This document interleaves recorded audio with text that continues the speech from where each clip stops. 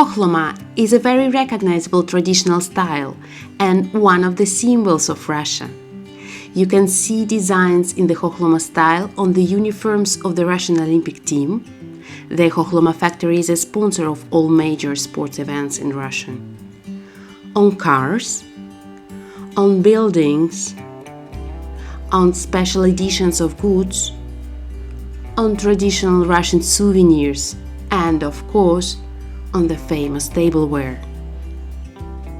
But let's go back to the beginning of its history. Did you know that the Khokhloma masters had an original technique of painting wood a golden color without the use of gold? And though the items are wooden, they look like gilded metal. And what is the strange name Khokhloma? Khokhloma is the name of a village in Nizhny Novgorod province.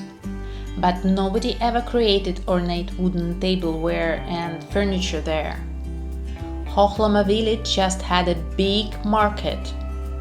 In the 17th century, painted wooden items were brought there from nearby villages for sale. But they were never manufactured in Khokhloma itself.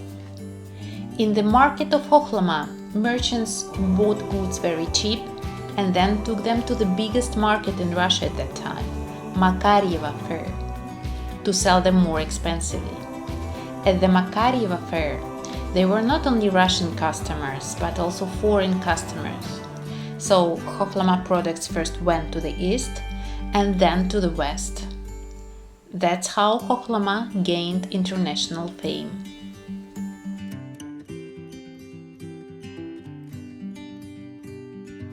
They say there have always been a lot of wood carvers in this area because there is a lot of linden wood around. And linden, as we know, is a very good material for carving. According to one of the theories, the masters got the floral decorations and this special technique of making golden things without the use of gold from monks, icon painters.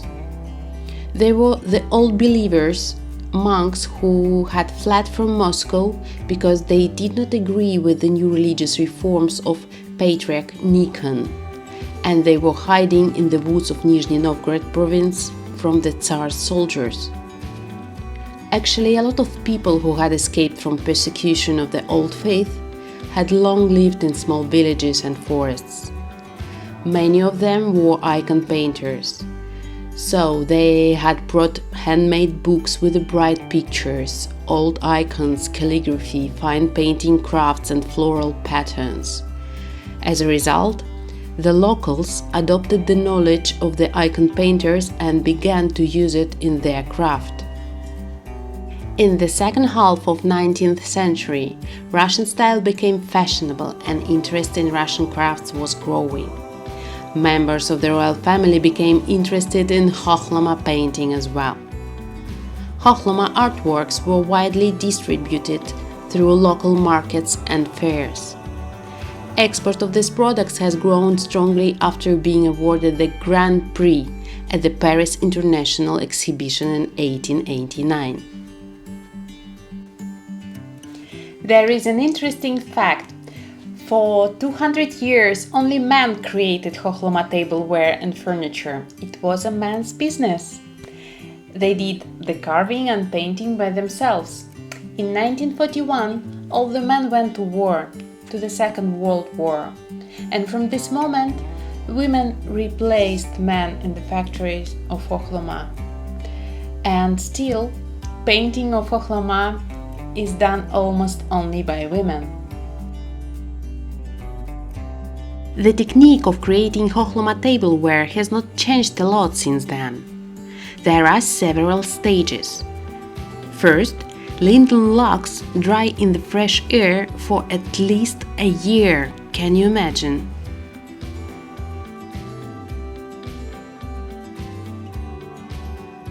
Then, a turner makes pieces of different shapes.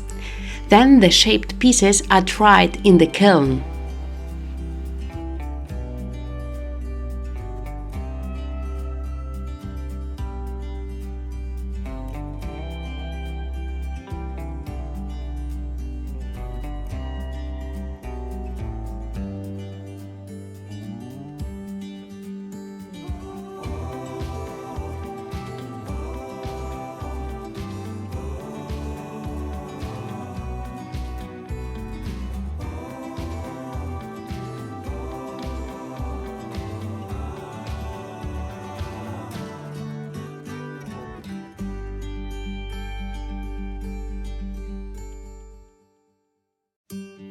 A thin layer of brown clay primer is applied by hand and they are kiln dried again.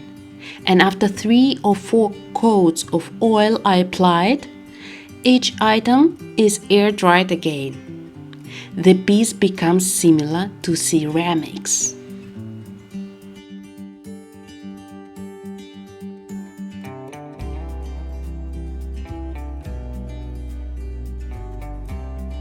The next stage is tinning. The item is covered with aluminum metallic powder. Once they had used silver powder and later cheaper tin powder. Now it becomes similar to a metal piece.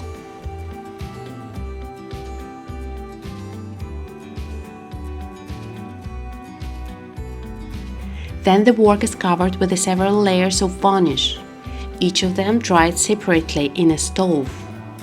It is under the influence of high temperatures that the varnish turns the silver color of the piece into a golden color. What a magic!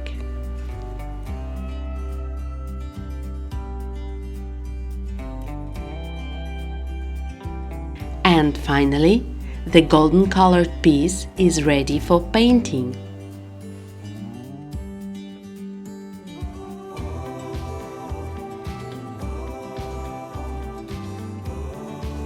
Khokhloma painting amazes with its delicate grass patterns and festive coloring, which are based on the combination of red and gold against the black lacquer background. This is a feature only found in Khokhloma.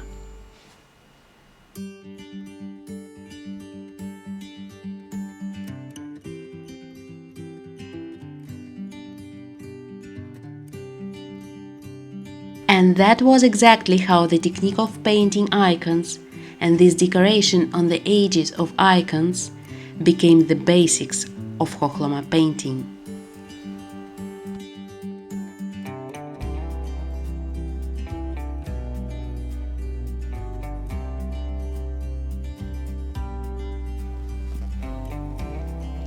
And now, when you know the history of Khokhloma and you have seen all technological process at the factory, let's bring this painting from the factory to your desk. And we are going to speak about what do we need for this? Tools and materials,